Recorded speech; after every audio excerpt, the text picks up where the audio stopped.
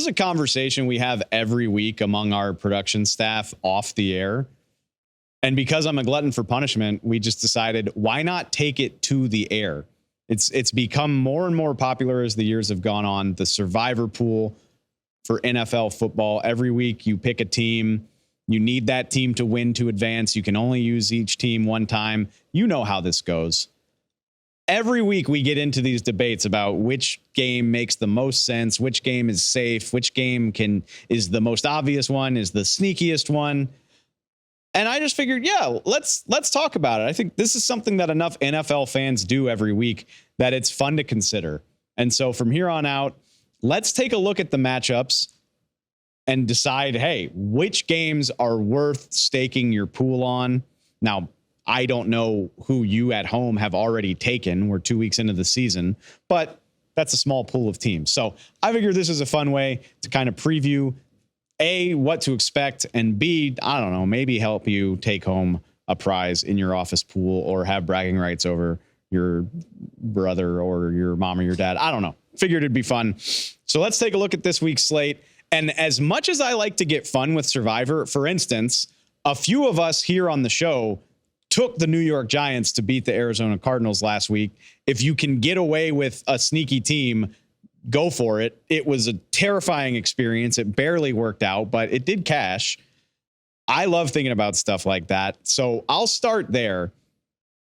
My number one strategy for playing these types of pools, just find out who the worst team is and pick the team that's playing them. Doesn't matter how lopsided it is. Doesn't matter, what the particulars are. Every year there's like 3 teams that you can generally count on not to let you down. I know they've been feisty through the first 2 weeks, but I think the Cardinals are a good bet to be that team this year. I think there's only going to be 2 or 3 games this season where you shouldn't feel confident that you can get a win. The Cardinals host the Dallas Cowboys this weekend. Self-explanatory. Don't care what the spread is. Don't care who's hurt and who's not hurt.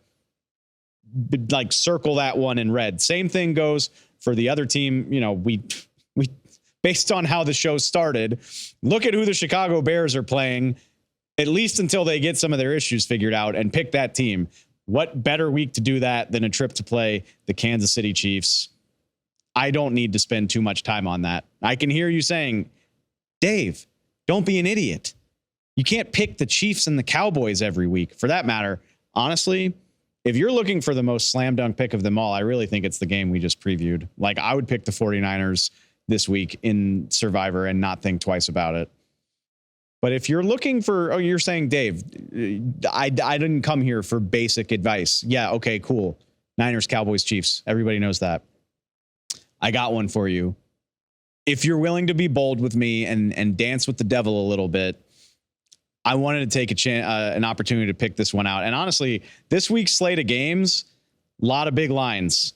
Like, just reading down the list of lines, it's either a toss-up or a huge spread. You got 10 on Thursday night. You got spreads of 6.5, Miami over Denver, 6.5 Bills over Commanders, 9.5 for the Jags.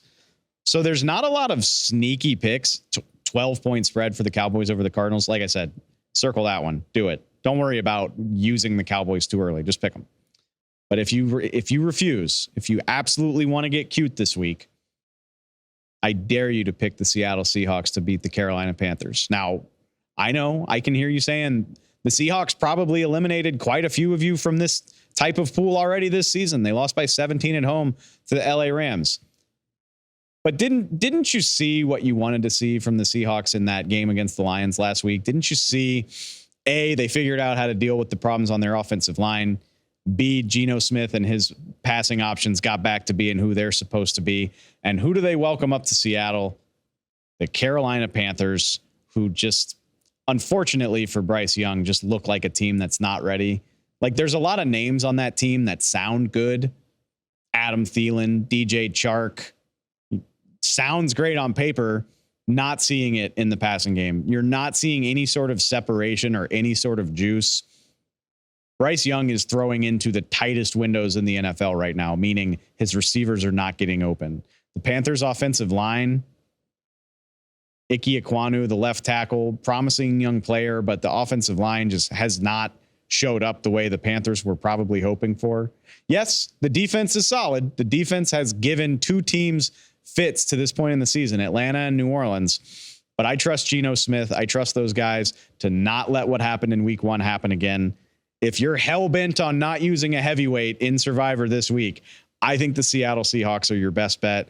I think the Panthers are going to struggle to score more than 14, 17 points all season long. Not Bryce Young's fault, but that's what happens when you go to a team that is willing to trade up to number 1 to draft a quarterback. So that's my call. Please, if it's wrong, I want to hear about it. If it's right, please go ahead and say, let me know. Dave, you're so smart.